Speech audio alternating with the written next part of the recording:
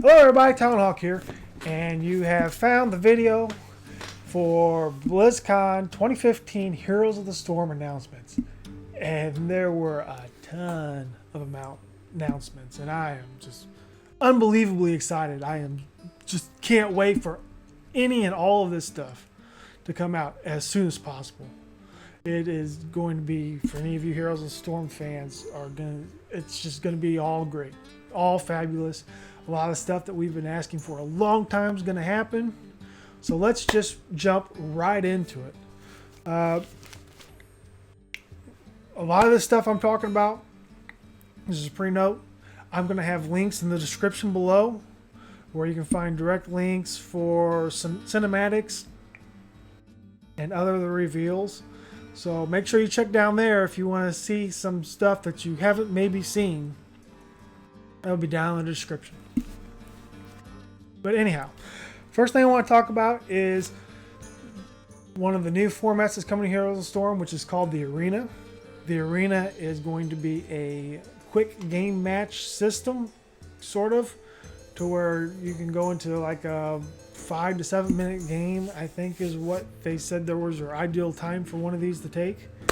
It's going to be 5 random heroes against 5 random heroes. And there's going to be a lot of fun stuff also built into it. Some of the things that they showed, like in the opening cinematic, is it had 5 Ildens versus 5 Ildens. It's the same hero. It's just great, which is another thing I don't think I said.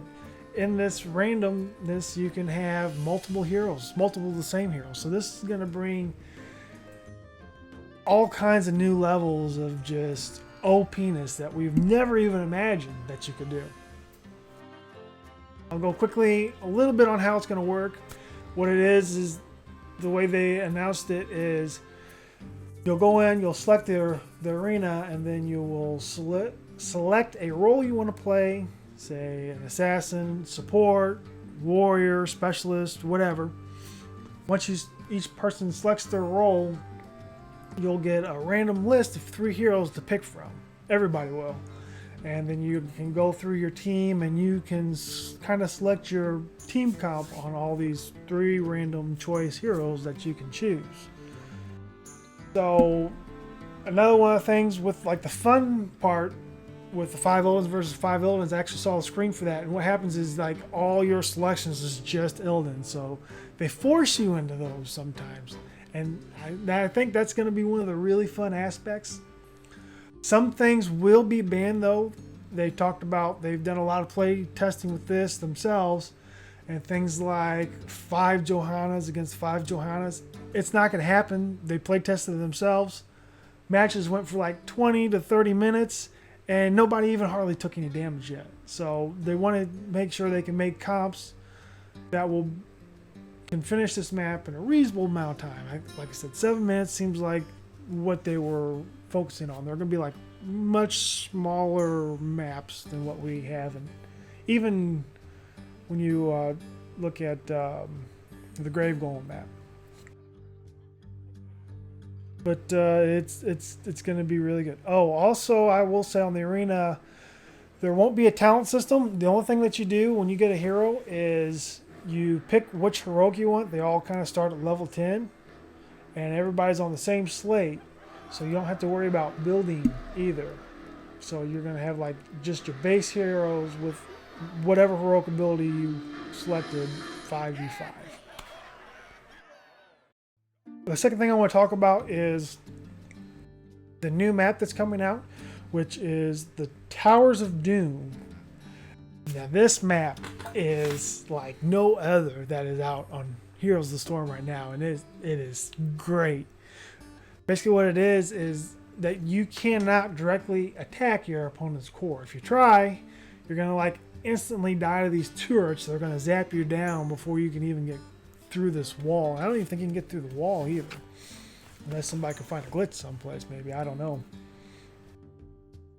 So kind of a rough idea how the map works is that each side will spawn off the core and you go through a gate, and you have what they were calling 3 towns, but essentially they're just 3 forts on each side of the map. And and they think they each have a tower. And then there will be spots that spawn on the map. I think there's 3 total that's possible you can spawn. And once you capture one of them spawn points, it's kind of like picking up the tribute on Cursed Hollow. You click on it, it channels, it finishes, and you get it. For each one, you'll get a bombard that damages your enemy core. And you get 1 bombard for every fort that you have plus your core. So if you have 3 or 4 forts and 1 core, you'll get 4 bombards to the enemy side. Now, one of the things that really makes this neat and unique is that when you go to the other side of the team's map and you push them, once you take out one of their forts, it gets destroyed. Then it gets rebuilt to one of your forts, and that will add another charge to your bombard. The merc camps work a little bit different also.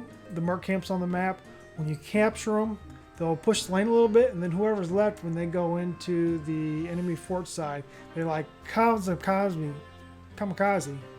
themselves into the fort. They blow it up and they do a moderate amount of damage. They help you push the forts down and capture them. And then also on the map, instead of for the boss style game that they have, is the Headless Horseman. And the Headless Horseman is not somebody that I don't think anybody's going to be able to solo. He does a ton of damage. And it's a percentage damage, so it doesn't really even matter how much health you have. You're still going to take chunks off your health. It seems like the best way to get him down from what I've seen in gameplay is just how much straight DPS you can do to him and just burn him down as quick as possible. Once you capture the Headless Horseman, he's going to give you 4 bombards that go straight to the enemy's core, so it's kind of like a quicker way to expedite and get the core down. I think that's pretty much what I want to talk about. That is just the whole style and the mechanics of the map. It's really going to change how people select heroes for that map. It's going to make a lot of people a lot more useful that aren't normally so much. Like Gazlows, maybe. Probably going to see a lot of Sylvanas, a lot of people who can push and do damage at the same time. PvE damage. So I don't know. We're going to see. It all looks super great. And now into like some more of the meat and potatoes, some of the stuff that a lot of you really want to look forward to as far as announcements. And they have announced 4 new heroes. So the first hero that I want to talk about is Greymane. Greymane is going to be a very unique hero. He's an assassin hero, I think, maybe a specialist, but no, I'm pretty sure he's going to be an assassin. I think that's what they said. I'm not positive. But he has 2 different forms. He has a human form and he has a worgen form. And each form has its own set of abilities. Here's his human form abilities right here. And I'm not going to go through all the abilities for these characters because I really don't have a good idea of them myself. Here is the worgen form abilities. You get a quick read through that, and if it goes too fast, you can always pause and catch up on it. Again, like I said, I don't have a lot of experience, and I wasn't able to test any of these, unfortunately. But they look really good. The next new hero is Lunara. Now, Lunara is going to be a really, really unique hero also. Here are her talents and abilities. One of the things that make Lunara unique and special is that, she has the body of a deer, so instead of having a mount speed, she just has an increased movement speed. And I think it's similar to Rhaegar's Ghost Wolf. I think it's a 20% speed, so it's like in between mounted, but it's a lot faster than normal. And she has this all the time. She doesn't have to channel it or anything. It's just an all-time... It's great. She does a ton of damage. She has great mobility. She's going to be a really, really, really fun hero. And then we're going to talk about Chogall. Now, Chogall I'm going to get into a little deeper than I did the other ones. Not in his hero abilities, but just for the sake of it, here are Cho's abilities while I'm doing some talking.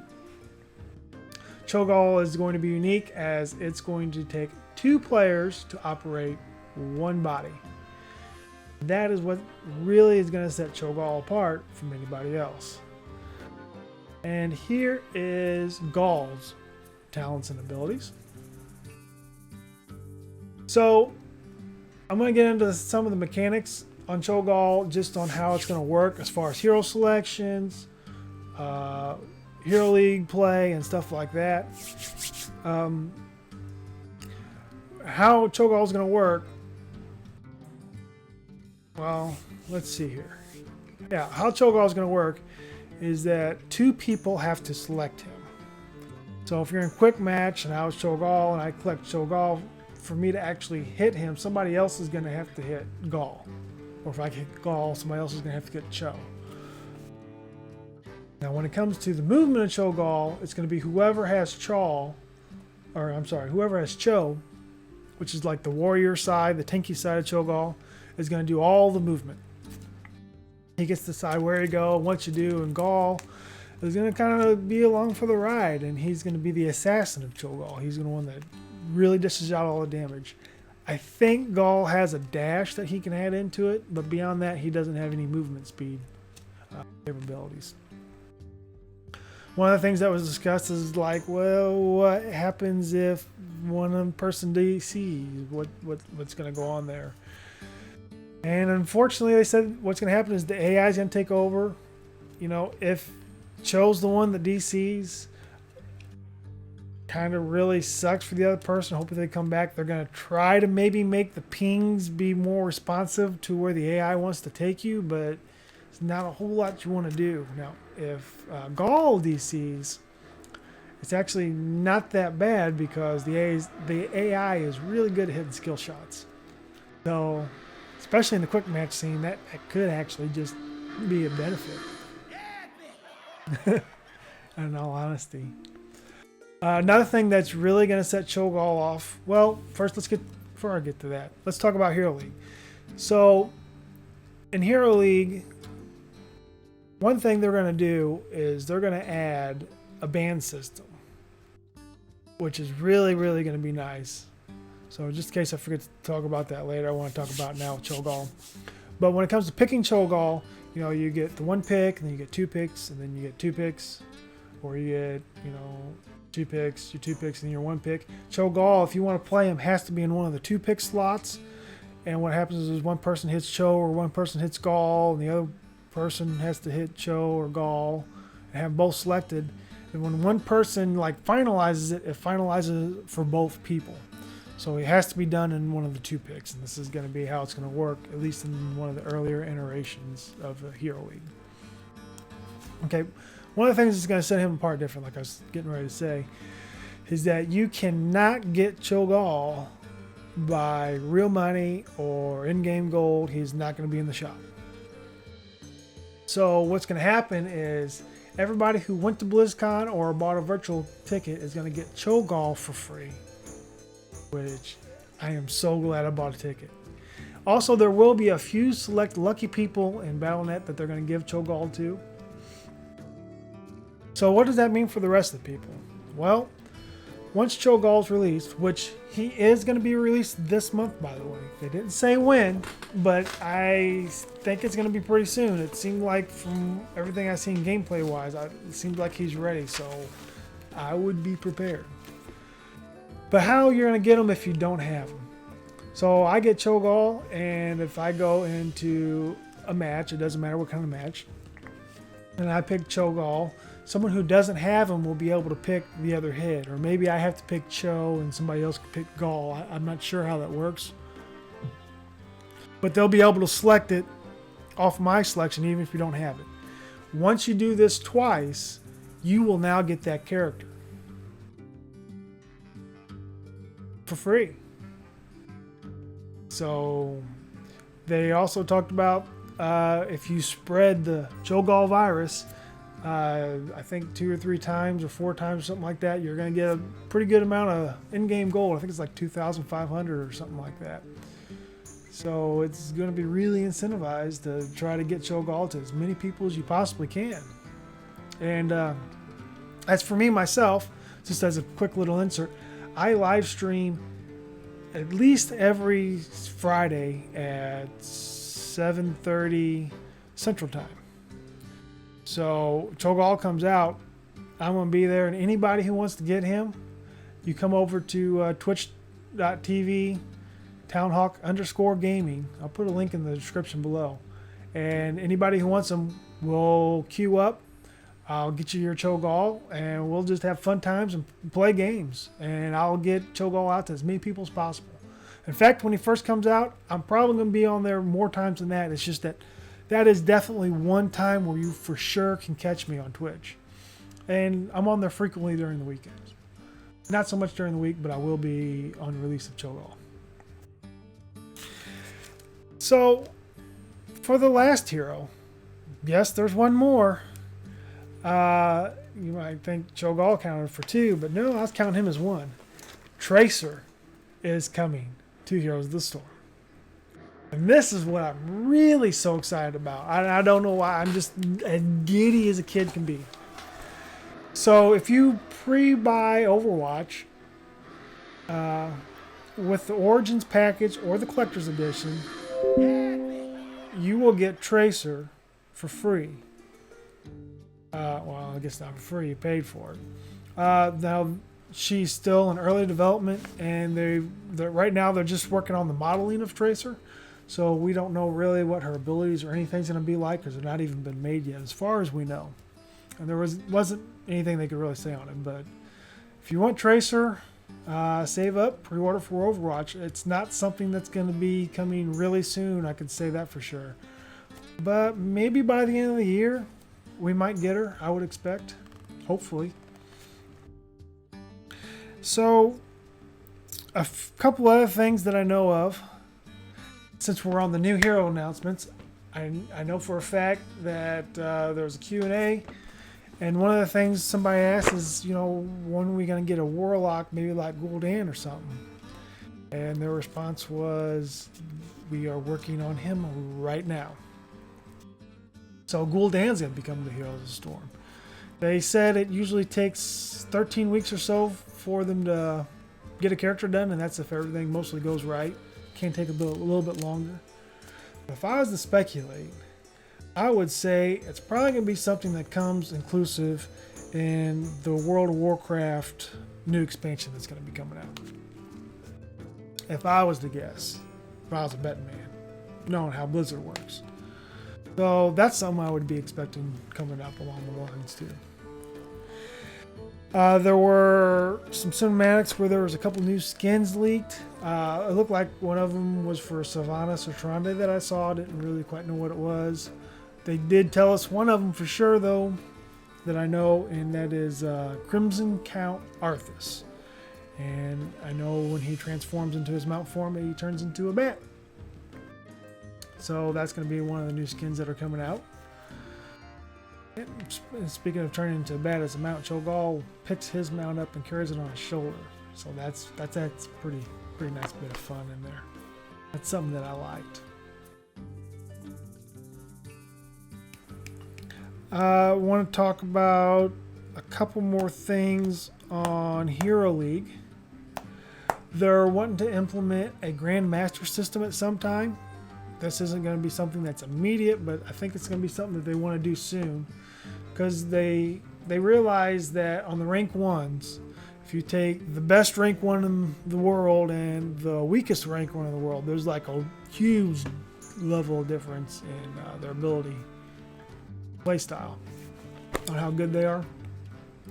So they want to implement a Grandmaster system so everybody's kind of ranked a little bit and matched a little bit better, I think, in a lot of their matches. There is a website that they have out now. I don't remember what it was, but if I find it, I'll put it in the link in the description below, where they update it periodically with how everybody falls in the rank ones in the hero leagues and the team leagues, I believe. Though the last thing to really talk about when it comes to Hero of the Storms is changes to the matchmaking. They talked about a lot about how the matchmaking works now, and I'm not going to get into it because we all know it really isn't working very good. I mean, they say it has an 80% good match rate and a 20% bad match rate, but the problem is most of the people who fall into those 20% are probably getting hit with it more often than not. It's just because of the way their MMR's landing some weird way. So what they're wanting to do, and they actually have this implemented already, and they hope to have this out as soon as possible. They said hopefully by the end of the month, but you never know. It just depends on how it pans out.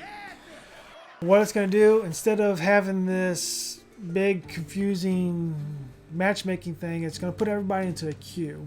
And they've actually been running sample data right now on current matches on how they would have been placed if it was done with the new system. And they say the match rate is way better. It's a lot more simpler. It's less complex. It's one of the things about the new matchmaking and why it's getting worse is because as they add rules to it, it actually makes it work more inefficient. Without getting into it in super big detail, try to keep this at a reasonable amount of time on this video, even though it is a long video probably already. A few things they want to do is like fix MMR. They realize that there are some problems with MMR because there's players who have played for a long time, but they know like certain people are better at other players, so they're looking at maybe trying to implement a per hero MMR. Like someone like myself, I'm really good on my supports. I'm a pretty strong support player, so I have a lot higher win rate on those than versus when I play like Kel'Thas, which I die a lot. You don't want me on Kel'Thas on your team. That would be a quick match game. And another thing they want to talk about, I talked about the bans being implemented in league play. Preseason is going to be around for a few months still.